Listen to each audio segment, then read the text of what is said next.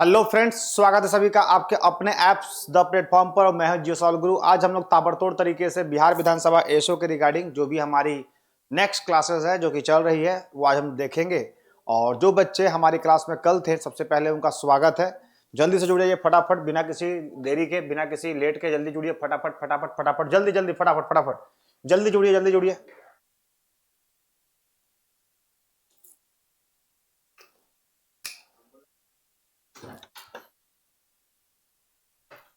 चलिए तो फटाफट जुड़ जाते हैं सभी लोग, जितने भी लोग हैं जुड़िए एक बार।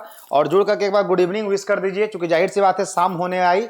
अब फिर हम लोग अपने उसी दौर पर लौटेंगे फिर उसी अंदाज में जिस अंदाज में हमें आप देखते थे। क्योंकि जाहिर सी बात है बिहार विधानसभा एसओ के लिए हमारी जो रणनीति है, हमारी जो प्लानिंग है, हमारी जो स्ट्रेटजी है वो सबसे भी बेस्ट है। एक दिन में 3 चैप्टर को खींच देना, चाहे वो पॉलिटी हो, हिस्ट्री हो, ज्योग्राफी हो, और बाकायदा समझा करके, ये सबसे बड़ा अचीवमेंट है। और ये अचीवमेंट सिर्फ आपके कारण ही संभव हो पाया है। क्योंकि यहां पर टारगेट जो मैंने बैच लिखा है, इस बैच का इंटेंशन ही है कि सबसे बेस्ट टारगेट हमको बनाना है। क्योंकि टारगेट अगर मिस हुआ इसका मतलब कि आपकी जो भी प्रैक्टिस ही वो कम है। चलिए, गुड इवनिंग सर जी आ गए हैं। अब शुरू करते हैं आज की हमारी क्लास। आज की क्लास में बेसिकली हम लोग क्या देखेंगे, बिल्कुल मैं टाइम से लॉगिन हूं अपने क्लास पर, ठीक है। बिल्कुल मैं टाइम से, आज आपकी 2 क्लास होगी। आज आपकी 2 क्लास होगी। पहली क्लास होगी आपके 5:30 से 6:30 तक, यानी 5:20 से 6:30 तक आपकी क्लास होगी जीएस की। और 6:30 से फिर आपकी क्लास होगी मैथ की, आधे घंटे की, बिहार विधानसभा की।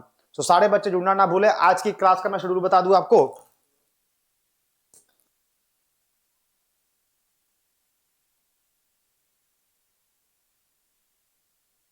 तो मैं बात करता हूं कि आज की क्लास का मैं शेड्यूल आपको बता दूं। आज का क्लास का शेड्यूल क्या है वो देख लीजिए, समझ लीजिए। सभी को अपना फर्ज समझना चाहिए।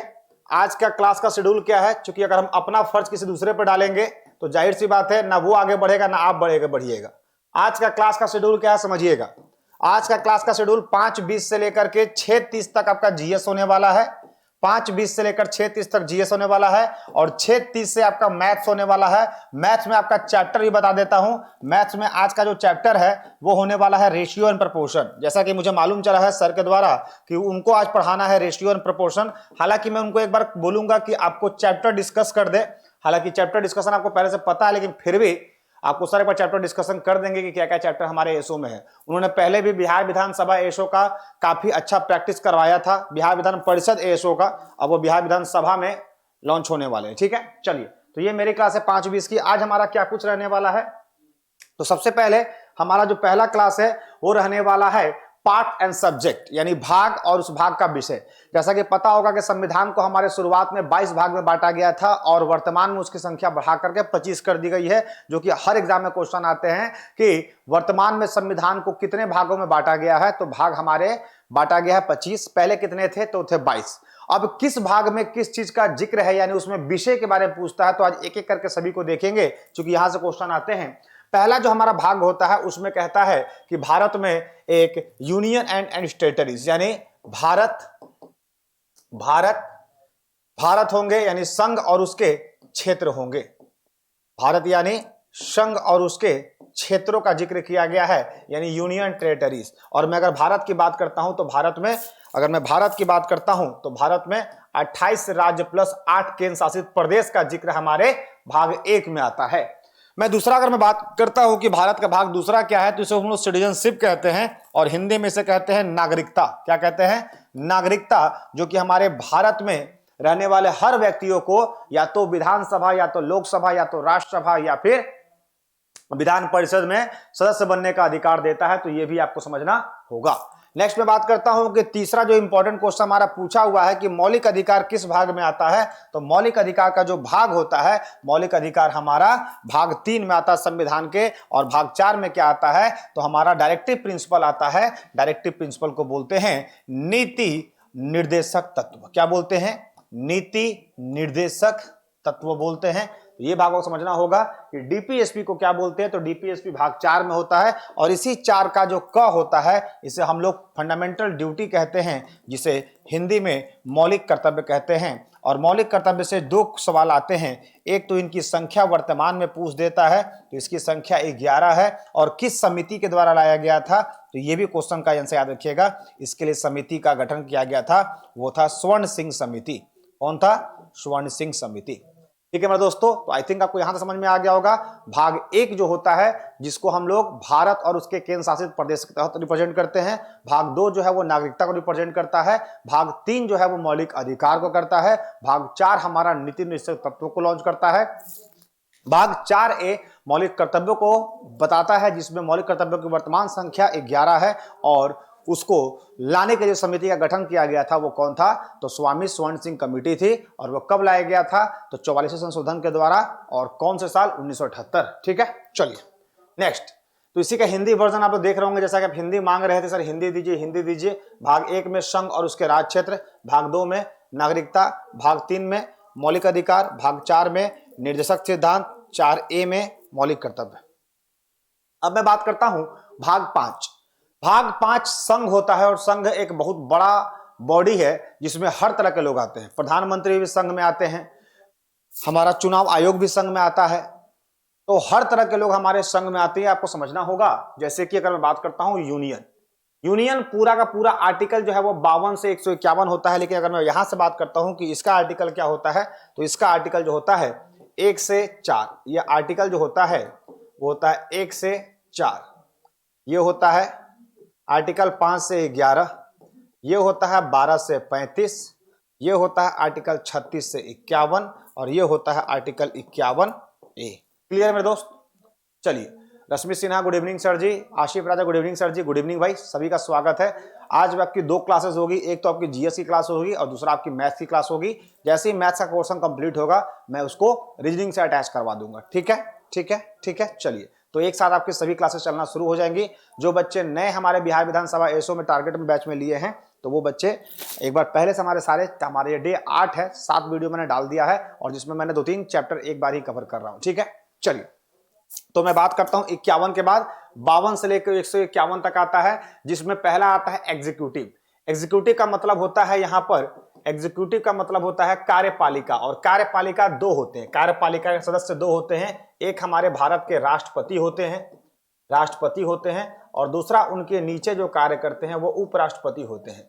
राष्ट्रपति मैंने कल ही बताया था कि आर्टिकल 52 से लेकर के 62 तक आते हैं, और उपराष्ट्रपति 63 से लेकर 70 तक आते हैं। तो आप लोग देखे होंगे 52 से 78 जो होता है, हालांकि आर्टिकल जो 72 होता है वो पार्डन पावर हमारे राष्ट्रपति का ही होता है, तो वह कार्यपालिका होता है। पार्लियामेंट की मैं बात करता हूं संसद, तो संसद खुद 79 में होती है, राज्यसभा 80 में, लोकसभा 81 में, तो 79 से लेकर 122 तक होती है। फिर मैं बात करता हूं प्रेसिडेंशियल लेजिस्लेटिव पावर। ये प्रेसिडेंशियल लेजिस्लेटिव पावर को हम लोग बोलते हैं अध्यादेश। मैंने आपको बताया भी था कि राष्ट्रपति जब हमारा संसद सत्र में नहीं होता है, तो देश के लिए कानून जो होता है वो ऑर्डिनेंस के माध्यम से बनाता है, और इसी ऑर्डिनेंस को क्या कहा जाता है? Presidential legislative power. यानी राष्ट्रपति किस शक्ति के तहत कानून बना सकता है? तो राष्ट्रपति को अध्यादेश की शक्ति होती है, जो कि अनुच्छेद 103 में जिक्र है, 123 में जिक्र है, और उसे चैप्टर 3 में रखते हैं। कभी कभी तो यह भी पूछ लेता है कि संघ जो यूनियन जो है भाग 5 में होते हैं, उसमें कितने चैप्टर हैं? तो उसमें चैप्टरों की संख्या याद रखिएगा, टोटल चैप्टर 5 है। उसके बाद यूनियन जुडिशियरी, मैं आपको कल भी बताया था, यूनियन जुडिशियरी में हमारा सुप्रीम कोर्ट 1 to 4 होता है। सुप्रीम कोर्ट के सैलरी, उनके जज का अपॉइंटमेंट, उनका जो जजेज का टेन्योर होता है, उनके सैलरी जो होती है, सबके जिक्र जो होता है वो 4थे में आता है। 5वें में सीएजी, मैं आपको कल पढ़ाया भी था कि सीएजी जो होते हैं वर्तमान में, वो प्रधानमंत्री मोदी के द्वारा राज्य को दिए जाने वाले फंड के बारे में उन्हें बताते हैं कि यह फंड गलत है या सही है। तो ये चीज आपको समझना होगा कि सीएजी जो है वो संघ का ही हिस्सा होता है, और उसमें अटॉर्नी जनरल भी होते हैं। अटॉर्नी जनरल इसके हिस्सा होंगे जो कार्यपालिका में होते हैं। क्लियर है, क्लियर है, क्लियर है। चलिए, फिर मैं बात करता हूं राज्य की। तो राज्य हमारा भाग 6 में आता है, और राज्य में क्या आता है? जनरल। राज्य में क्या आता है? General, chapter 1। उसके बाद ये आता है एग्जीक्यूटिव, उसके बाद स्टेट लेजिस्लेटिव, उसके बाद legislative right of the governor.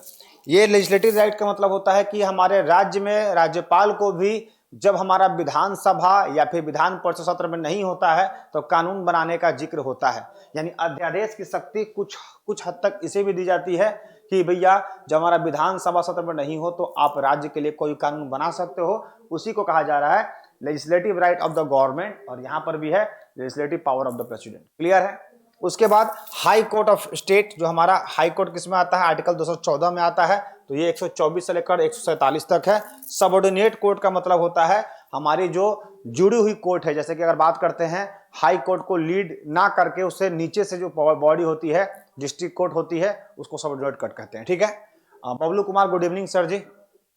चलिए, तो 4 लोग जुड़ चुके हैं, बबलू कुमार, बहुत लोग व्यस्त भी हैं, तो ये हमारा भाग 6 हो गया। भाग 6 आपके लिए भाग 5 और 6 हिंदी में लेकर आए हैं। काफी बच्चों का डिमांड था कि सर हमारा पीपीटी हिंदी में होना चाहिए, तो लीजिए आपका पीपीटी जो है वो हिंदी में आ चुका है, तो ताबड़तोड़ तरीके से चलेंगे, आप किसी प्रकार की दिक्कत नहीं होगी। भाग संघ की बात करते हैं, भाग 5 में संघ आता है, और इसमें कितने अध्याय होते हैं, तो अध्याय हमारे 5 यहाँ पर दिख रहे हैं। इसमें कितने अध्याय होते हैं, तो 6 में 6, 5 में 5, 6 में 6। लॉजिक समझ में आ रहा है। भाग 5 में 5 अध्याय, भाग 6 में 6 अध्याय। इसमें कार्यपालिका होगा, संसद होगा, राष्ट्रपति की विधायी अधिकार, संघ न्यायपालिका और सीएजी। इसमें सामान्य होगा, कार्यपालिका होगा, राज्य का विधानमंडल होगा, राज्यपाल की विधायी अधिकार, राज्यों के उच्च न्यायालय और अधीनस्थ न्यायालय। ठीक है। चलिए, अब मैं 7वें भाग से कहता हूं, 7वें भाग और इंपॉर्टेंट है, इसको हटा दिया गया है, रिपील्ड बाय कॉन्स्टिट्यूशन। ये याद रखिएगा, भारत में वर्तमान में भाग 7 का कोई स्थान नहीं है, क्योंकि इसको हटा दिया गया है। कब? 1956 में ही, जब हमारे प्राइम मिनिस्टर कौन थे? प्राइम मिनिस्टर थे जवाहरलाल नेहरू। जवाहरलाल नेहरू ने भाग 7 को हटाया और इसे परमानेंटली हटाया, क्योंकि उस समय इसमें जो चीजें दी गई थी वो हमारे वर्तमान लोकतंत्र के लिए सही नहीं था। ठीक है। अब वर्तमान स्वतंत्र के सही नहीं था, यानी भाग 7 अब हमारे यहां नहीं होता है। कहने को तो भाग 25 कहते हैं, लेकिन भाग 7 लागू नहीं होता है। भाग 8 की मैं बात करता हूं, तो ये हमारे यूनियन टेरिटरीज यानी केंद्र शासित प्रदेश।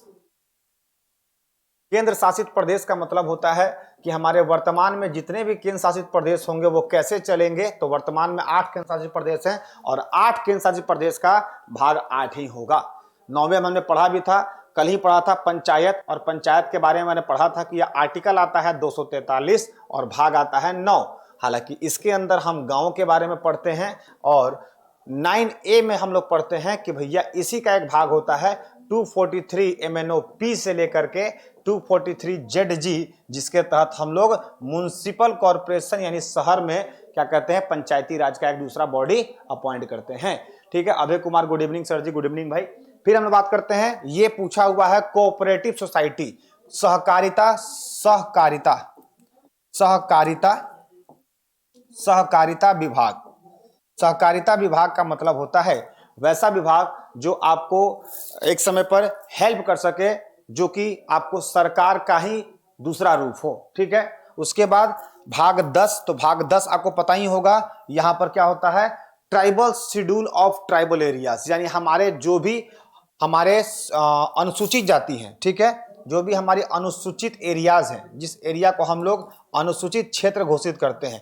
हालांकि ये क्वेश्चन आया भी है कि अनुसूचित क्षेत्र घोषित करने का अधिकार किसके पास होता है, तो अनुसूचित क्षेत्र घोषित करने का अधिकार जो है वो राष्ट्रपति के पास आता है। यह क्वेश्चन पूछा हुआ है कि भारत में अनुसूचित क्षेत्र कौन घोषित कर सकता है, तो भारत में Amarkant, good evening sir. Good evening Amarkant, कैसे हैं? तो भारत में किसी भी क्षेत्र को अनुसूचित घोषित करने के लिए राष्ट्रपति अधिकृत है। राष्ट्रपति चाहे तो किसी भी क्षेत्र को अनुसूचित घोषित कर सकता है। नेक्स्ट मैं बात करता हूं relation between the union and state. यही सबसे बड़ा संबंध पूछ लेता है कि केंद्र और राज्य के बीच संबंध, जो अभी मैं आपको पढ़ाऊंगा, जब तक संबंध अच्छे नहीं होंगे तब तक विकास नहीं होगा, और जब तक विकास नहीं होगा तब तक हमारे देश में लोकतंत्र का कोई महत्व नहीं होगा। जैसे मैं अगर बात करूं कि अगर आप हमारे टारगेट बैच से जुड़े हैं और हमारे टारगेट बैच लेने के बाद आपको कॉन्फिडेंस महसूस नहीं होगा, तो ये मेरे लिए दिक्कत की बात है। क्यों भाई? क्योंकि मैं इसे टारगेट बैच इसलिए भी बनाया था कि वैसे बच्चे जो बिहार विधानसभा का फॉर्म भरे हैं उनको एक अलग गोल मिल जाएगा, उनको एक अलग रास्ता मिल जाएगा, जिसमें मैं उनका मार्गदर्शक रहूंगा और वो मेरे फॉलोअर रहेंगे। लेकिन मैं मार्गदर्शक हूं, उसके बाद भी बच्चे नहीं आ रहे। जैसे कि मैं बात करता हूं, इसमें से बहुत सारे बच्चे जॉब करते हैं। बिहार विधानसभा एसओ का जो फॉर्म भरे हैं, बच्चे मुझे मैसेज करते हैं कि सर मैं खुद शाम में जॉब करता हूं, कोई पार्ट टाइम करता है, कोई कहीं गवर्नमेंट जॉब में है, कोई बिहार के बाहर से जॉब कर रहा है, उसे समय नहीं मिलता सर। ये बहुत प्राइम टाइम होता है किसी भी जगह के लिए। मैं समझ सकता हूँ, ये जो टाइम है 5:30, ये बिल्कुल रात का, एक तरह से ठंड का समय है तो रात हो जा रहा है, और ये प्राइम टाइम होता है ऑफिस से निकलने का। तो बहुत सारे बच्चे ऑफिस से निकलते हैं और निकलने के बाद रात में मेरी वीडियो को देखते हैं। रात में मैं जब वीडियो को देखता हूं तो जितने बच्चे ने इस ऐप को लिया है, ऐप पर परचेस किया है, वो सारे के सारे बच्चे इस वीडियो को देखते हैं। तो मुझे देख के काफी अच्छा लगता है कि चलो भाई, डेडिकेशन जो है वो जरूरी नहीं कि टाइम पर हो, लेकिन अगर बाद में भी डेडिकेशन हो रहा है, जैसे कि मैं खुद भी अपने सिविल सर्विसेज की तैयारी करता हूं, तो खुद भी मैं क्या करता हूं कि मैं रात में पढ़ता हूं। तो रात में मैंने जो ले रखा है अपना सारा का सारा ऑडियो वीडियो सब एक बार देखता हूं। तो जरूरी थोड़ी है कि मैं वहां पर लाइव ही रहूं, तो ये कोई बहुत बड़ी बात नहीं है। ठीक है, चलिए। तो रिलेशन की मैं बात कर रहा, संबंध की चैप्टर 1 की मैं बात करता हूं तो लेजिस्लेटिव रिलेशन होता है, केंद्र और राज्य के बीच संबंध आता है। पहला जो होता है वो विधायिका संबंध होता है, दूसरा प्रशासनिक संबंध होता है कि किस पर कानून बनेगा, किस पर नहीं बनेगा। तो देखिए, हिंदी के लिए हिंदी में लेकर आया हूं, 7वां भाग अब नहीं रहा। 8वें में केंद्र शासित प्रदेश जो हमारा 8 है उसके बारे में, 9वां में पंचायती राज जो गांव में है उसके बारे में, 9A जो पंचायती राज शहर में है उसके बारे में, 10वां में जो है हमारा 9-20 कोऑपरेटिव सोसाइटी।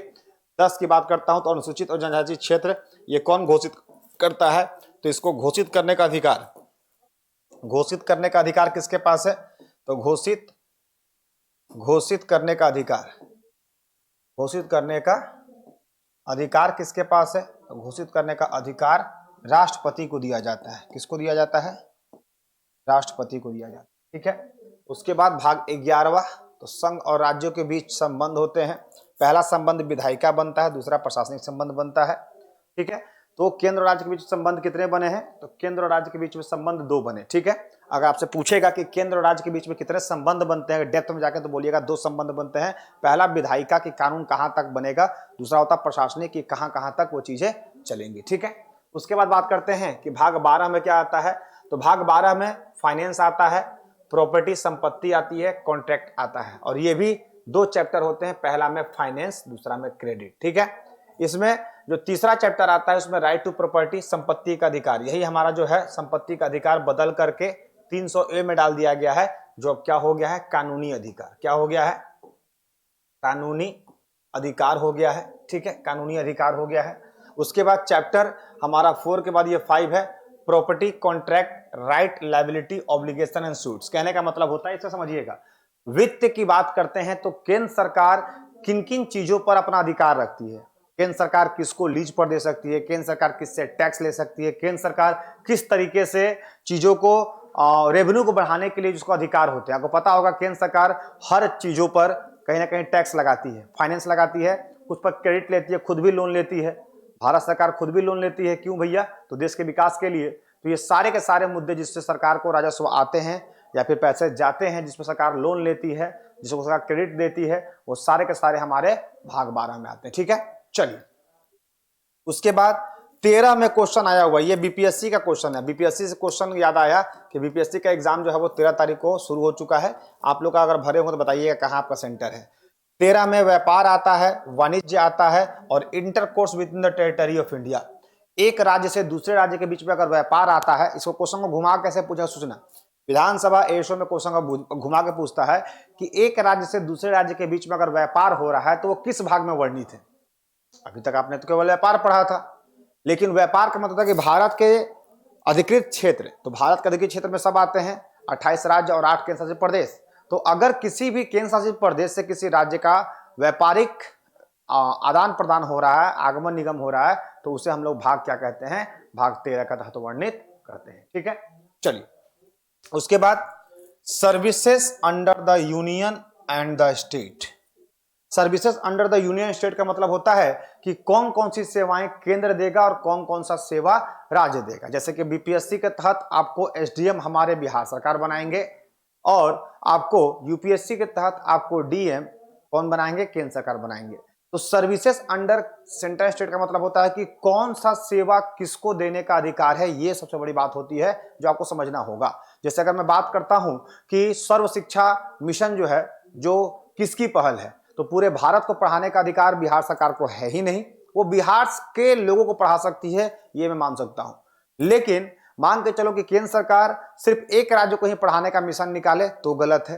यानी केंद्र के द्वारा सेवा और राज्य के द्वारा सेवा ये वर्णित होती है संविधान के भाग 14 में। हालांकि 13 में किसका जिक्र है, तो 2 राज्यों के बीच में व्यापार और वाणिज्य का। ठीक है, नेक्स्ट मैं बात करता हूं 14A में ट्रिब्यूनल। ट्रिब्यूनल का मतलब होता है न्यायाधिकरण।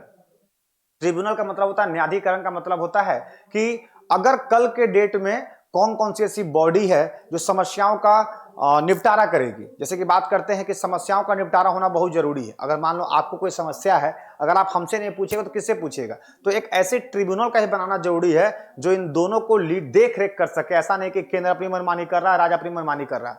तो केंद्र और राज्य की खुद की मनमानी से आम जनता को नुकसान ना पहुंचे, उसके लिए एक ट्रिब्यूनल का गठन किया गया है, जो कि भाग 14A में है। भाग 15 इलेक्शन कमीशन, मैंने आपको पढ़ाया भी था, जिसको आपने बोला भी था कि इलेक्शन कमीशन के अभी कौन है हमारे। इलेक्शन कमीशन आपने बताया भी था कौन है। इलेक्शन कमीशन कौन है अभी हमारे, जल्दी बताइए। इलेक्शन कमीशनर अभी कौन है? चुनाव आयुक्त, ठीक है। और इसको किस आर्टिकल में रखा जाता है? तो इसको आर्टिकल रखा जाता है 324। मैंने आपको कल 4-5 होमवर्क दिए थे, कितने लोगों ने किए हैं पहले ये बताइए। मैंने आपको कल 4-5 होमवर्क दिए थे, कितने लोगों ने वो होमवर्क किया है पहले मुझे ये बताइए। फटाफट फटाफट फटाफट, जल्दी जल्दी जल्दी जल्दी जल्दी।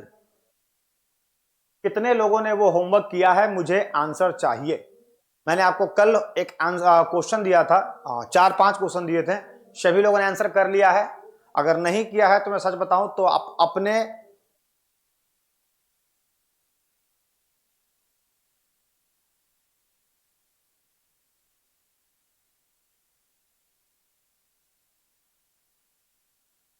मैं 2 मिनट में आ रहा हूं।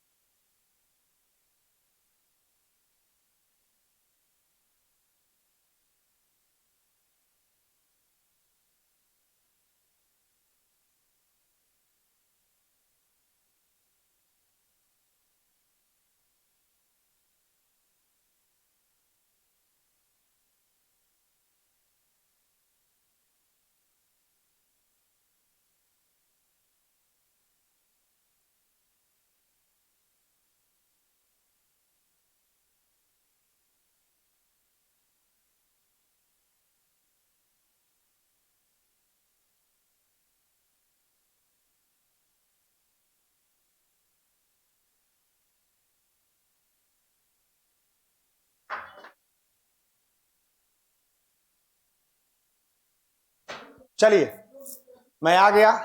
Yes sir, yes sir, yes sir. सभी लोग यस सर बोल रहे हैं, फटाफट फटाफट फटाफट। चलिए, तो सभी लोग, अगर मैंने कर लिया है, रश्मि कुमारी, सॉरी सर भूल गए, बबलू कुमार। देखो, जो लोग भूल गए वो वास्तव में या तो सिंसियर नहीं है, और जो लोग ये कह रहे हैं कि सर ये चीजें हैं वो चीजें हैं, तो कहीं ना कहीं वो चीजें दिक्कत है। कहने का मतलब मेरे दोस्त समझिएगा, यहां पर हर कोई एक समस्या होती है और हर का एक समस्या का समाधान भी होना जरूरी है। किसका समस्या नहीं है भूल गए? जो लोग कर लिए हैं उनको दिल से धन्यवाद। चलिए, तो ये हमारा इलेक्शन हो गया 324, और special provision relating to certain classes. कहने का मतलब होता है कि सर्टेन क्लासेस जो होती है वो कुछ खास के लिए क्या हो, विशेष प्रोविजन होती है। आपको पता होगा भारत में जो 7 सिस्टर हैं, जो नॉर्थ ईस्टर्न हमारे राज्य हैं, उन राज्यों का क्या ज्योग्राफिकल विभाग कह सकते हैं या फिर डेमोग्राफिकल कह सकते हैं भारत के अन्य राज्यों के बराबर हैं? तो नहीं सर, वहां पर आज भी जनसंख्या या फिर वहां के सोच, वहां की जो विकास दर है वो काफी पीछे है, जिस कारण से हम कह सकते हैं कि वो चीजें नहीं होती है। क्या होती है? नहीं होती है। इसलिए उन राज्यों में काफी ज्यादा जनजाति होती है तो उनके लिए विशेष प्रावधान दिए जाते हैं जो कि हमारे भाग 16 में आते हैं। और ये क्वेश्चन बीपीएससी में पूछा हुआ है कि किसके तहत जो है वो भारत में किसी भी विशेष क्षेत्रों को, घोषणा की बात नहीं है, विशेष क्षेत्रों में विशेष कानून दिए जाते हैं, तो वो भाग 16 के तहत। ठीक है, नेक्स्ट, तो ये आपका 12 हो गया वित्त, 13 हो गया भारत के बीच व्यापार, 14 क्या हो गया अधीन सेवाएं, 14 है अधिकरण, 15 हमारा चुनाव। ठीक है, 16 की मैं बात करता हूं तो यहां पर 16 का जिक्र नहीं किया गया था। ठीक है, यहां पर 16 केवल इंग्लिश में है, विशेष प्रावधान। ठीक है, 17 की मैं बात करता हूं कि ऑफिशियल लैंग्वेज। ऑफिशियल लैंग्वेज की बात होती है वैसा लैंग्वेज जिसको हम ऑफिस में इस्तेमाल कर सकें, जो स्वतंत्र हो। तो ऑफिशियल लैंग्वेज भारत में शुरुआत में 14 भाषा थी, अभी वर्तमान में ऑफिशियल लैंग्वेज कितनी है? 12। कितने हैं? 14 से 22। तो ऑफिशियल लैंग्वेज की अगर मैं बात करता हूं तो ऑफिशियल लैंग्वेज से एग्जाम में कभी कभी क्वेश्चन पूछ लेता है कि इनकी संख्या कितना था और इनकी संख्या कितनी है। ऑफिशियल लैंग्वेज की मैं बात करता हूं तो इन संख्या शुरुआत में 14 था और अब कितना है? तो अब इसकी संख्या 22 हो गई है। ठीक है, तो ये क्वेश्चन आता है ऑफिशियल लैंग्वेज। अब लैंग्वेज ऑफ द यूनियन की संघ का, क्या भैया? तो संघ का 22 होता है। रीजनल लैंग्वेज, जो क्षेत्रीय भाषाएं होती है जो बोली जाती हैं। Language of the supreme court, तो सुप्रीम कोर्ट और हाई कोर्ट का लैंग्वेज क्या होता है? तो याद रखिएगा, कोर्ट का जो लैंग्वेज होता है वो इंग्लिश होता है। हमारा हाई कोर्ट हो या सुप्रीम कोर्ट हो, सब वो इंग्लिश में होता है। स्पेशल इंस्ट्रक्शन का मतलब होता है कि विशेष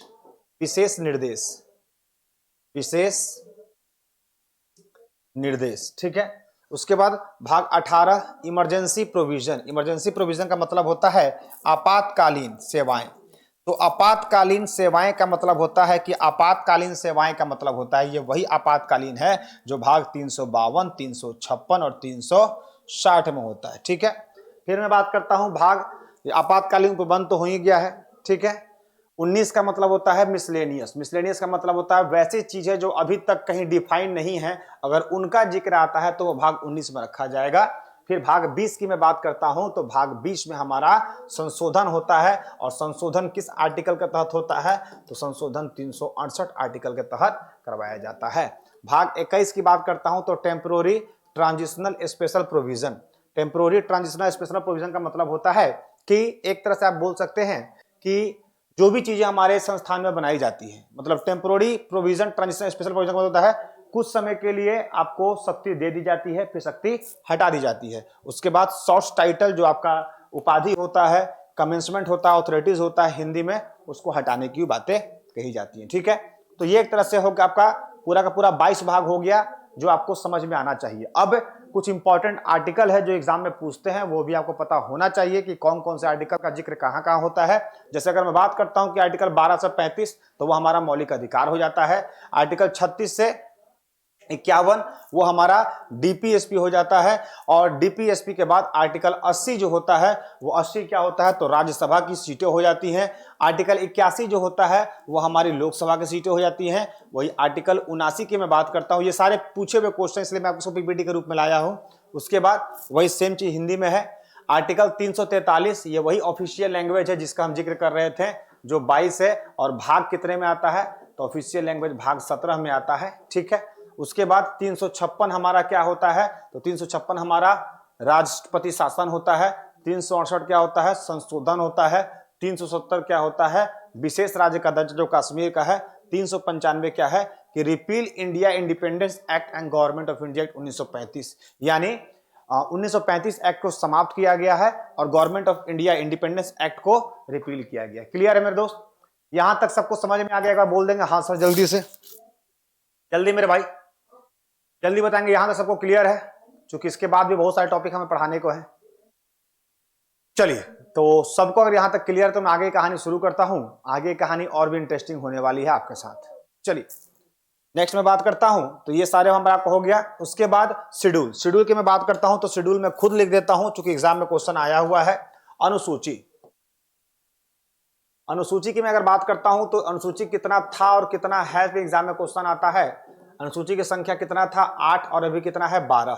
तो मैं अगर बात करता हूं कि अनुसूची किस तरह से कार्य करती है, तो सबसे पहले जो प्रथम अनुसूची होता है, प्रथम अनुसूची जो हमारा होता है, प्रथम अनुसूची क्या होता है, तो प्रथम अनुसूची में हमारा होता है संघ एवं उसके क्षेत्र। ठीक है, क्लियर है, क्लियर है। दूसरा अनुसूची जो है वो क्या कहता है, दूसरा अनुसूची क्या कहता है कि सैलरी, वेतन। वेतन किसका भैया, तो हमारे राष्ट्रपति का, हमारे उपराष्ट्रपति का, हमारे प्राइम मिनिस्टर का, हमारे एमपी का, हमारे गवर्नर का, सबका वेतन।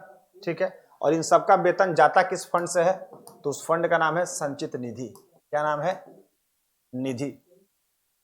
तीसरी अनुसूची की अगर मैं बात करता हूं तो तीसरा अनुसूची क्या होता है कि जितने भी लोग ऊपर में वेतन लेंगे वो सभी लोग यहां पर आके शपथ लेंगे। ठीक है। चौथा जो अनुसूची होता है इसमें किसका जिक्र होता है, तो चौथा अनुसूची में जो होता है वो राज्यसभा का जिक्र होता है, राज्यसभा का जिक्र होता है, राज्यसभा का जिक्र होता है चौथे में। ठीक है, ठीक है, ठीक है। चलिए, राज्यसभा का जिक्र होता है चौथे में। नेक्स्ट में अगर बात करता हूं कि राज्यसभा का जिक्र होता है चौथे में, तो क्या हो, कैसे होता है वो समझना होगा। चौथे में राज्यसभा का जिक्र होता है, यानी राज्यसभा में सीटों का आवंटन, सीटों का आवंटन। इसी में पढ़ते हैं कि राज्यसभा में बिहार की कितनी सीटें हैं, तो राज्यसभा में बिहार की 16 सीटें, और यूपी कितनी सीटें हैं, तो मैक्सिमम है 31 सीटें। उसके बाद मैं बात करूं तो हमारा जो पांचवा होता है और छठा होता है ये समझना होगा। तो जो अनुसूची 5 होती है, जो पांचवी अनुसूची होती है, वो SC ST एरियाज को डिक्लेयर करती है, यानी जो भी हमारे SC ST एरियाज होते हैं, SC ST जो एरियाज होते हैं उसको डिक्लेयर करता है, डिक्लेयर करता है। छठा जो अनुसूची होता है ये 4 राज्य के लिए विशेष प्रावधान लेकर आता है, यानी विशेष कानून। विशेष कानून 4 राज्यों के लिए, कौन से वो 4 राज्य हैं, तो 4 राज्य को बोलते हैं ATMM। ATMM का मतलब होता है A से असम, T से त्रिपुरा, M से मेघालय, और M से मणिपुर। ठीक है। सातवां जो होता है, सातवें अनुसूची, तो सातवें अनुसूची में क्या होता है, सातवां अनुसूची में खुद जो होता है वो हमारी लिस्ट होता है, यानी कह सकते हैं सूची होती है। ठीक है, इसमें 3 प्रकार की सूची होती है। ये 3 प्रकार की सूची का जिक्र हमेशा आता है कि कौन कौन सी होती है, तो ये तीनों सूची का नाम होता है, एक होता है संघ सूची, एक होता है संघ सूची, एक होता है राज्य सूची, और एक होता है समवर्ती सूची। ठीक है। संघ सूची पर जो विषय होते हैं, इन तमाम विषय पर कानून कौन बनाएगा, तो इन तमाम विषय पर कानून बनाने के लिए क्या होते हैं हमारे, तो केंद्र सरकार अधिकृत है, केंद्र सरकार अधिकृत है। ठीक है। राज्य सूची पर जो भी विषय होंगे नो डाउट राज्य ही होगा, और समवर्ती यानी केंद्र और राज्य मिलकर बनाएंगे, केंद्र और राज्य मिलकर बनाएंगे, लेकिन फाइनली मतलब अंततः किसकी बात मानी जाएगी, तो अंततः जो कानून बनाएगा वो हमारा केंद्र होगा, अंततः जो कानून बनाएगा वो हमारा केंद्र होगा। तो ये बातें भी आपको समझना होगा कि समवर्ती सूची पर कौन कैसे कानून बनाता है। ठीक है। चलिए, नेक्स्ट मैं बात करता हूं हमारा 8वीं अनुसूची। तो 8वीं अनुसूची क्या होता है, तो हमारा 8वां अनुसूची जो होता है, 8वीं अनुसूची जो होती है वो होती है भाषा। क्या होती है, 8वीं अनुसूची क्या होता है, भाषा। और भाषा यानी ऑफिशियल लैंग्वेज, ऑफिशियल लैंग्वेज। तो भाषा का जिक्र कितना होता है भैया, तो राजभाषा होती है, राजभाषा। राजभाषा कितना है भैया, तो 14 था, अभी 22 है, 14 था 22 है। 9वें की बात करता हूं तो 9वें में क्या होता है, 9वीं अनुसूची जो होती है उसका जिक्र आपको याद रखिएगा कि 9वीं अनुसूची में क्या होता है, भूमि सुधार अधिनियम, भूमि सुधार अधिनियम। भूमि सुधार अधिनियम का मतलब होता है कि भारत में जो भी भूमि है उसको सुधारने के लिए कानून बनाया गया है। सरकार किसी भी कृषि भूमि को गैर कृषि घोषित कर सकती है, गैर कृषि को कृषि घोषित कर सकती है, इसके लिए सरकार बाध्य है, मतलब कोई इसको ये रोक नहीं सकता है। ठीक है। 10वीं अनुसूची की अगर मैं बात करता हूं तो 10वीं अनुसूची जो होती है वो हमारा होता है दल बदल कानून। ठीक है, दल बदल कानून। दल बदल कानून की अगर मैं थोड़ा सा विस्तार में जिक्र करूं तो दल का मतलब होता है कि एक पार्टी का विधायक दूसरे पार्टी में जा सकता है तो वो नेता नहीं रहेगा, सिर्फ कार्यकर्ता रहेगा। लेकिन अगर बहुमत के साथ जाएगा तो यहां से जाएगा तो वहां भी सेम पद पर रहेगा। कहने का मतलब है कि दल हमारे बहुत हैं। मान लो बीजेपी का एक सांसद जो है, बीजेपी का एक सांसद चला गया किसमें, तो आरजेडी में चला गया। अगर एक गया तो यहाँ पर फिर ये सांसद नहीं रहेगा, यहाँ पर इस पार्टी का ये क्या बन जाएगा, सदस्य बन जाएगा। क्या बन जाएगा, पार्टी का सदस्य बन जाएगा। ठीक है। लेकिन यही अगर बीजेपी का जो है वो 30 या फिर 51% सांसद, 51% सांसद यहाँ पे चले जाएंगे तो ये सब के सब वहां पर क्या रहेंगे, सांसद रहेंगे। ठीक है, ठीक है, ठीक है। चलिए, very good. Rashmi yes sir, Shivani yes sir, Abhay Kumar yes sir, very good, very good, very good. चलिए, तो यहाँ पर हो गया दल बदल कानून। उसके बाद मैं बात करता हूँ 11वां अनुसूची।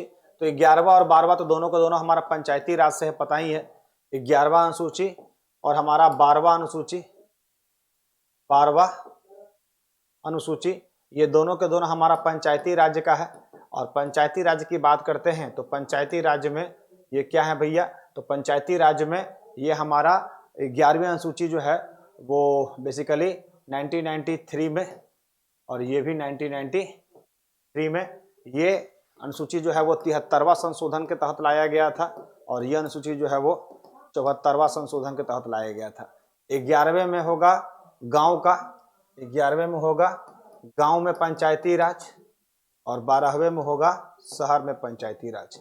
गांव में 29 विषय होते हैं और इसमें शहर में 18 विषय होते हैं। ठीक है।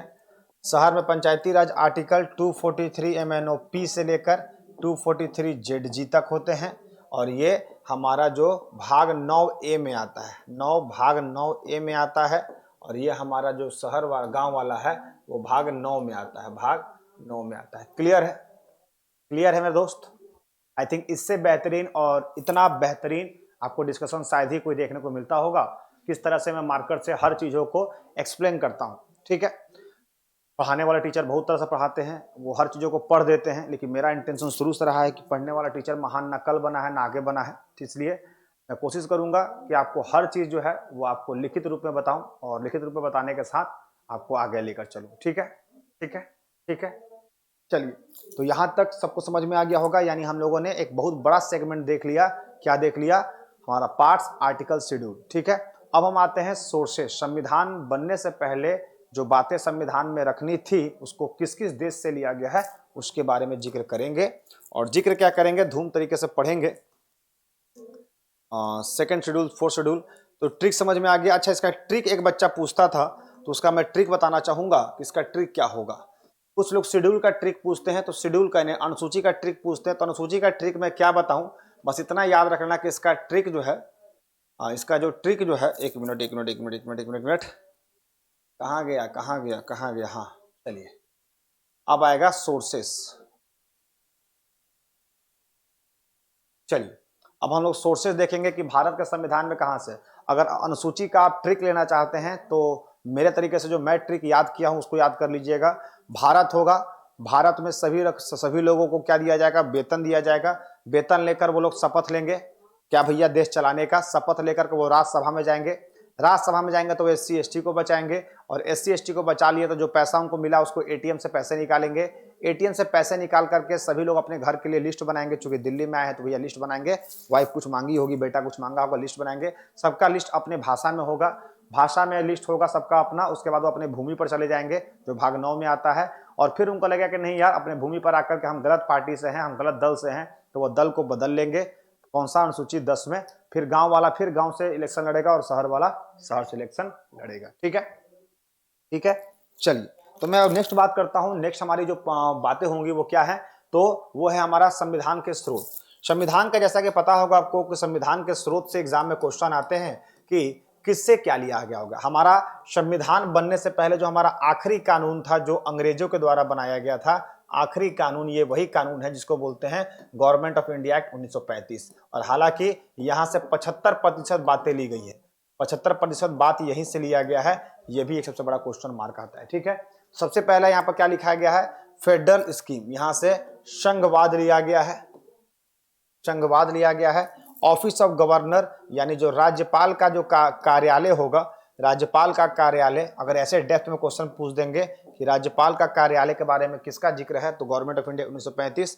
न्यायपालिका, जुडिशियरी, न्यायपालिका कहां से लिया गया है, तो न्यायपालिका गवर्नमेंट ऑफ इंडिया 1935 से लिया गया है। पीएससी, जो हमारा पीएससी है, जो अभी वर्तमान में यूपीएससी है, वो हमारा 1935 से लिया गया है। इमरजेंसी प्रोविजन, आपातकालीन शक्ति में आयरलैंड, मैं जर्मनी की बात नहीं कर रहा हूं, प्रोविजन की बात करता हूं, इमरजेंसी प्रोविजन। ठीक है, एडमिनिस्ट्रेटिव डिटेल्स, प्रशासनिक डिटेल्स 1935 से लिए गए हैं। अब आते हैं कि ब्रिटेन से क्या क्या लिए गए हैं और किस तरीके से लिए गए हैं। ब्रिटेन से सबसे पहले लिया गया है संसदीय सरकार, इसको हिंदी में बोलते हैं संसदीय सरकार, यानी हमारी जो सरकार होगी वो संसद में जवाबदेही होगी, जो वो अच्छा काम करेगी वो भी संसद में बताएगी और बुरा काम करेगी वो भी संसद में बताएगी। पक्ष उससे, विपक्ष जो होगा वो पक्ष से सवाल कर सकता है। दूसरा, सिंगल सिटीजनशिप, हमारी भारत में एकल नागरिकता है, यानी अगर आप भारत के हैं तो किसी और के नहीं, किसी और हैं तो भारत के नहीं। लेकिन अमेरिका में क्या है, दोहरी नागरिकता है। ठीक है, तो एकल नागरिकता का मतलब कि हाँ, अगर हम आपके हैं तो सिर्फ आपके हैं, आप हमारे हैं तो आप हमारे हैं, आप दो के नहीं हो सकते हैं। ठीक है, तो भारत में एकल नागरिकता है, ये प्रश्न हमेशा आता है कि एकल नागरिकता का सिद्धांत कहां से लिया गया है, तो एकल नागरिकता ब्रिटेन से लिया गया है। लेजिस्लेटिव प्रोसीड्यूर, विधायिका, जो हमारे सरकार में विधायिका होती है, विधायिका का मतलब होता है जो तरीके से हमारे कानून बनते हैं, जो हमारे चीजों को लीड करते हैं, उसको हम लोग बोलते हैं लेजिस्लेटिव प्रोसीड्यूर। वो भी लिया गया कहां से, तो हमारे ब्रिटेन से लिया गया है। बाइकैमरल लेजिस्लेचर, बाइकैमरल लेजिस्लेचर का मतलब है द्विसदन, द्विसदन, द्विसदन का मतलब होता है जैसे लोकसभा, राज्यसभा, विधानसभा, विधान परिषद, तो जो दो सदन है लोकसभा और राज्यसभा, ये कॉन्सेप्ट कहां से लिया गया है, तो भैया अंग्रेजों के टाइम से ही था लोकसभा राज्यसभा का कॉन्सेप्ट, इसलिए वो यूके से ही लिया गया है। रूल ऑफ लॉ, ये क्वेश्चन पूछा हुआ है, एग्जाम में क्वेश्चन आया हुआ है, रूल ऑफ लॉ कहां से लिए जाते हैं, तो रूल ऑफ लॉ का मतलब कानून के नियम, जो कि हमारे इससे लिया गया। उसके बाद कैबिनेट सिस्टम, कैबिनेट सिस्टम का मतलब होता है हमारे यहाँ जो मंत्री होते हैं, जैसा कि पता होगा कि जब लोकसभा का चुनाव हो जाता है तो जब सरकार बनती है तो सरकार पूरे लोकसभा के सीटों का, जो वर्तमान में कितने हैं, तो भैया 543 सीटें हैं, उसका 15% से अधिक 15% से अधिक लोकसभा के सीटों का कैबिनेट मिनिस्टर नहीं होता है। तो वही जो कैबिनेट मंत्री होते हैं जिनको विभाग देते हैं, तो कैबिनेट सिस्टम जो है वो कहां से लिया गया है, तो कैबिनेट सिस्टम की शुरुआत हमारे देश में ब्रिटेन का ही दिया हुआ है, क्योंकि ब्रिटेन के ही जो सब मंत्री हुआ करते थे वो कैबिनेट में होते थे। और आपने सुना भी होगा साइमन गोबैक, जो साइमन थे उस समय ब्रिटेन के कैबिनेट में मंत्री थे, जो भारत में आए थे, जिनको कि कहा गया था कि साइमन वापस जाओ, अगर थोड़ा मोड़ा याद होगा हिस्ट्री तब। ठीक है, उसके बाद प्रेरोगेटिव और रिट्स, रिट्स जो है वो क्वेश्चन आता है कि रिट हमारे भारत में जो 5 प्रकार के हैं, ये रिट का सिद्धांत कहां से लिया गया, तो ब्रिटेन से। उसके बाद सीएजी का जो ऑफिस है, जो कि आर्टिकल 149 में जिक्र है, वो हमारे सीएजी का आर्टिकल भी जो है वो बेसिकली ब्रिटेन से लिया गया। अब देखो, ब्रिटेन वास्तव में देश खराब नहीं था, ब्रिटेन देश वास्तव में खराब नहीं था, हर इंसान में कुछ खराबियां, कुछ अच्छाइयां होती है। हमारे देश से उन्होंने जो किया वो बुराई थी, लेकिन खुद के देश में जो उनकी थी वो अच्छाई थी। हम सीएजी के बारे में कल ही बता रहे थे कि सीएजी एक ऐसा बंदा है जो कहीं ना कहीं प्रधानमंत्री का पोल खोलने का काम करता है, कि अगर प्रधानमंत्री को इस चीज का भ्रम है या गर्व है या फिर अहंकार है या फिर उनके मन में द्वेष है कि हमारे राज्य, हमारा सरकार किसी राज्य में नहीं बना तो उसको हम फंड कम देंगे, तो उसका पोल वो सीधे राष्ट्रपति को खोल देगा कि देखिए भैया जो है वो प्रधानमंत्री ऐसे ऐसे काम कर रहे हैं। इसलिए सीएजी के कारण ही प्रधानमंत्री सभी राज्यों को बराबर जो होते हैं वो फंड दिया करते हैं। साथ ही साथ राज्यों को भी अवेयर करता है कि भैया फंड मिला उसका इस्तेमाल करो, अपना जेब भरने के लिए नहीं, जनता के कार्य के लिए इसको रखा गया। ठीक है, चलिए नेक्स्ट, अमेरिका। अमेरिका एक ऐसा देश है जहां पर हर कोई जाना चाहता है, रहना चाहता है। अमेरिका की एक दुनिया अलग ही है। अगर मैं सच बताऊं तो भारत से अमेरिका आज भी 10 गुना आगे है। इस बात में कोई दोहराई नहीं है कि अमेरिका भारत से 10 गुना आगे है। कहने का मतलब, बोलिए,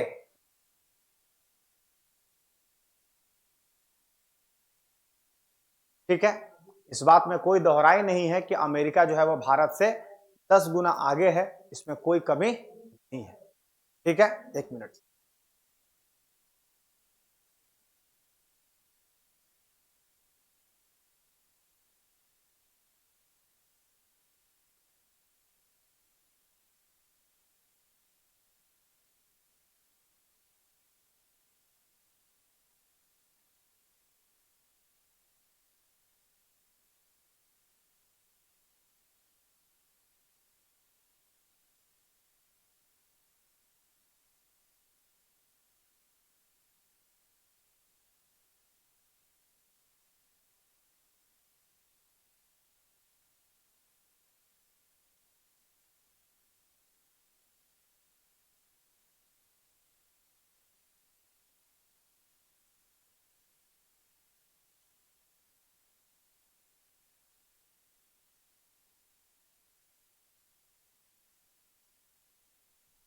चलिए, तो हम बात कर रहे थे कि अमेरिका जो है वो वास्तव में इसमें नो डाउट कि वो हमारे भारत से 10 गुना आगे था और हमेशा रहेगा।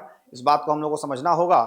और अगर मैं बात करता हूं यहां पर कि फंडामेंटल की बात करता हूं, कि फंडामेंटल राइट की बात करता हूं, कि फंडामेंटल राइट पे जो इंडिपेंडेंट जुडिशियरी होता है, यानी मौलिक अधिकार जो है वो वहां से लिया गया है, इंडिपेंडेंट जुडिशियरी वहां से लिया गया है, जुडिशियल रिव्यू वहां से लिया गया है, और वहां से इंपीचमेंट लिया गया है। अब मैं कल ही ये बात आपको लिख के भी दिया था बोर्ड पर कि महाभियोग जो है वो कहां से लिया गया, इसका आंसर दीजिए। और मैं चला गया था तो उसमें से बहुत सारे बच्चा साथ में डेट और प्लेस भी बताइए, साथ में डेट और प्लेस भी बताएं।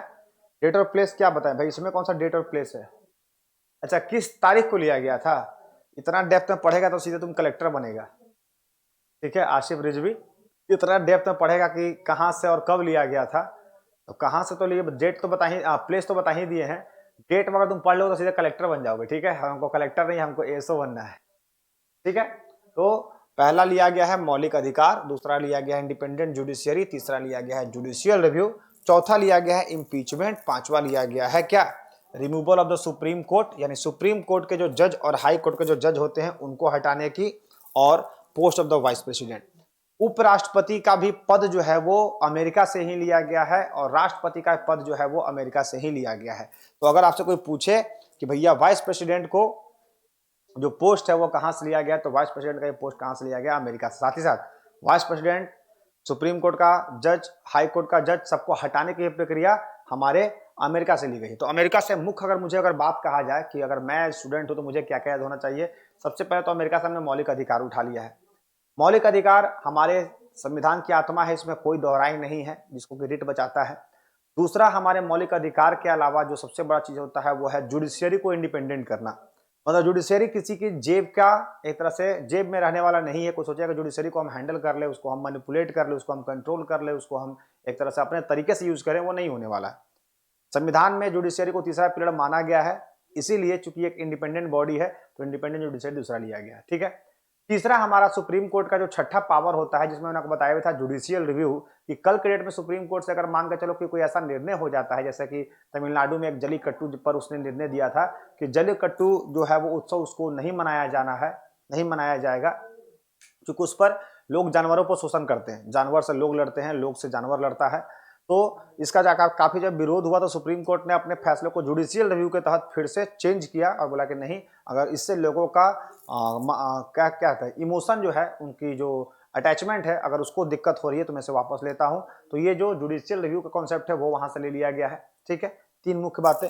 चौथी बात है इम्पीचमेंट ऑफ द तीन चीज, इम्पीचमेंट तीन जगह का, राष्ट्रपति को हटाना, उपराष्ट्रपति को हटाना, और साथ ही साथ वाइस प्रेसिडेंट को हटाने के भी महाभियोग की प्रक्रिया कहां से ली गई है, तो अमेरिका से ली गई है। और ये हमारे लिए सबसे बड़ा चीज हो जाता है। ठीक है, राष्ट्रपति उपराष्ट्रपति सबको हटाने का। ठीक है, चलिए उसके बाद हम बात करते हैं जर्मनी। तो जर्मनी हिटलर के लिए जाना जाता है, और हिटलर तानाशाह था, और तानाशाह हमेशा आपातकालीन को खत्म कर देती है। यानी तानाशाही जो होता है वो इमरजेंसी एक ऐसी चीज होती है जो हमेशा तब लगाई जाती है जब चीजें सिर से ऊपर निकल जाती है, और हिटलर भी उसी के लिए जाना जाता था, चीजें सिर के ऊपर के लिए। ठीक है, मैं बात करता हूं Australia.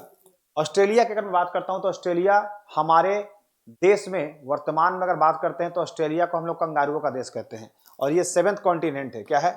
Seventh continent, seventh continent के रूप में जाना जाता है।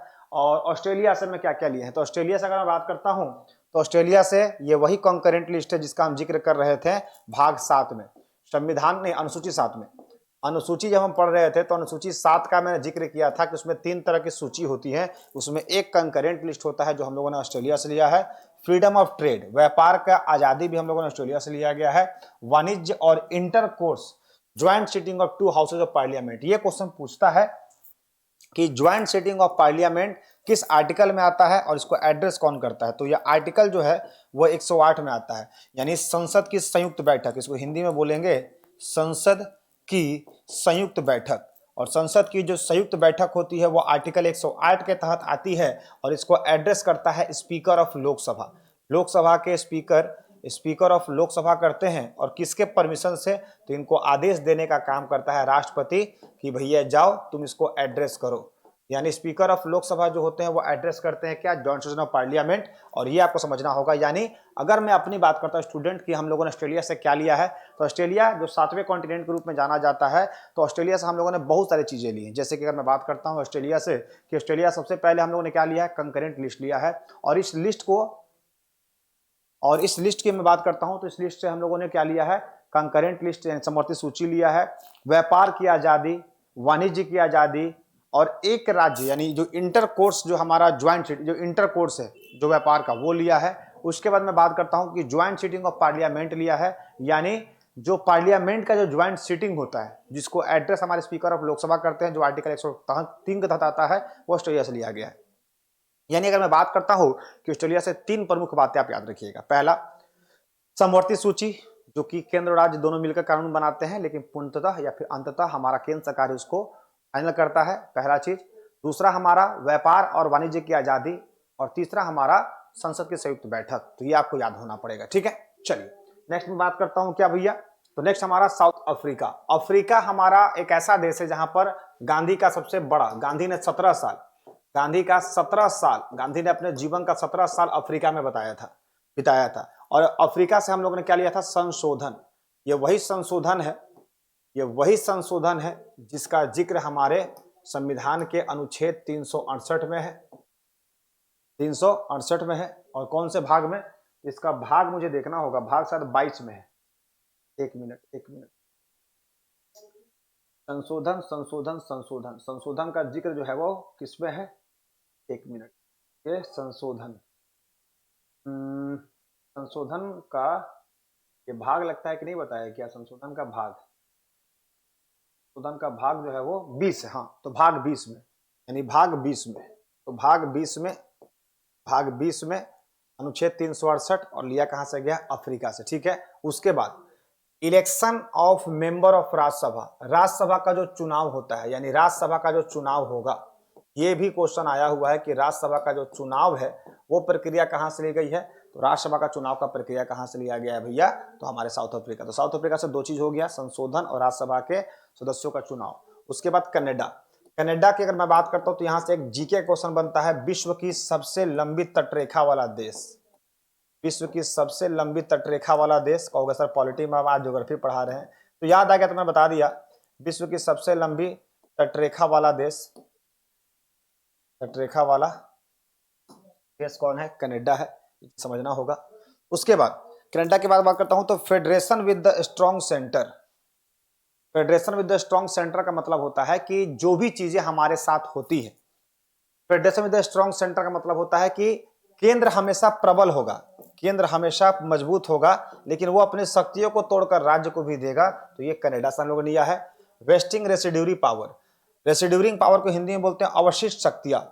अवशिष्ट शक्ति का मतलब यह शक्ति नहीं होता है, यह वैसी शक्ति होती है जब केंद्र सरकार इसको विशेष परिस्थितियों में इस्तेमाल करता है। In centre appointment of the governor, राज्यपाल की नियुक्ति, जो राज्यपाल की नियुक्ति होती है, नियुक्ति कर तो हमारे देते हैं कौन, राष्ट्रपति, लेकिन उनकी नियुक्ति की प्रक्रिया कहां से ली गई है, तो वो लिया गया है किसका, हमारा कनाडा से। और आपको यह भी पता होगा कि राज्यपाल कभी भी अगर आवश्यकता पड़ती है तो उनको एक से अधिक राज्यों का राज्यपाल बना सकते हैं, तो वही कनाडा से लाया गया है जो कि ऐसा करता है, ठीक है। एडवाइजरी जुडिक्शन हम लोगों ने पढ़ा भी था, सुप्रीम कोर्ट का एक शक्ति होता है कि जिसके तहत वो सलाहकारी देता है। तो सुप्रीम कोर्ट का जो चीफ जस्टिस जब राष्ट्रपति को किसी न्यायिक मामले पर सलाह देता है, न्यायिक मुद्दों पर सलाह देता है, तो उसकी जो जिक्र होती है वो कहाँ होता है, तो उसका जिक्र मुख्यतः कहाँ किया जाता है, तो वो किया जाता है किसमें, तो किया जाता है हमारा सुप्रीम कोर्ट के भागों में, ठीक है। क्लियर है, क्लियर है, कोई दिक्कत नहीं होना चाहिए, ठीक है। चलिए, तो अब मैं बात यहां पर यह भी कर रहा हूं कि किस तरीके से चीजों को देखा जाता है, ठीक है।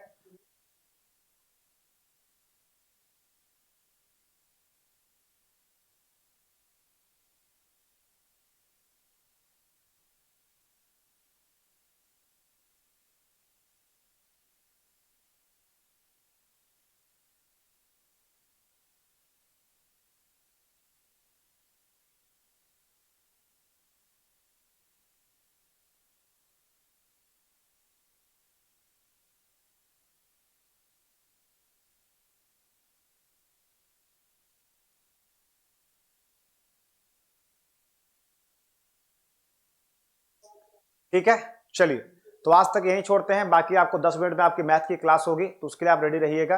कनाडा के साथ साथ मैं एक और देख लेता हूं, आयरलैंड से क्या लिया हम लोगों ने, तो आयरलैंड से directive principle of state policy, DPSP जो हम लोगों ने आयरलैंड से लिया, तो ये क्वेश्चन आता है आयरलैंड से क्या लिया है। उसके बाद nomination to Rajya Sabha member, Rajya Sabha के जो मेंबर का नॉमिनेशन होता है, जो कि पता ही होगा हर पार्टी अपना अपना करता है।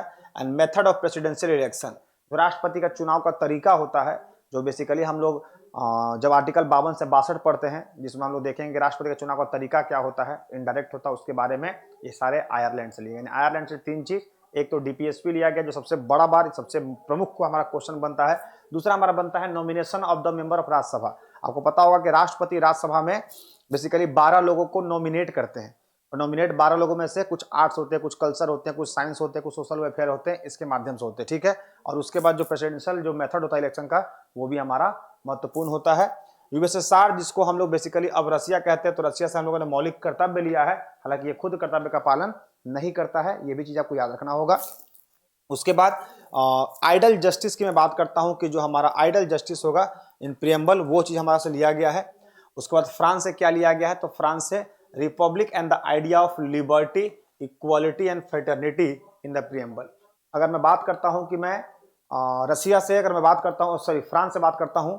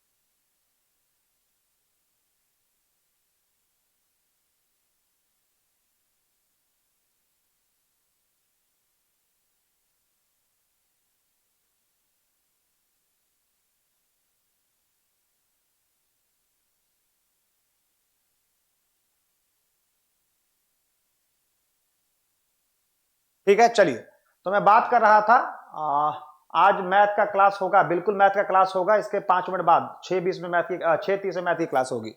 जापान से हमने क्या लिया है, तो जापान से लिया है प्रोसीड्यूर इस्टेब्लिश बाई लॉ, यानी लॉ के द्वारा हम क्या क्या विधियां स्थापित कर सकते हैं। प्रोसीड्यूर इस्टेब्लिश बाई लॉ का मतलब होता है कि आप कानून का इस्तेमाल करके कोई भी विधि का निर्माण कर सकते हैं। ठीक है, जापान से लिया गया। उसके बाद फ्रांस से लिबर्टी, फ्रेटर्निटी और इक्वालिटी। Liberty, fraternity, equality.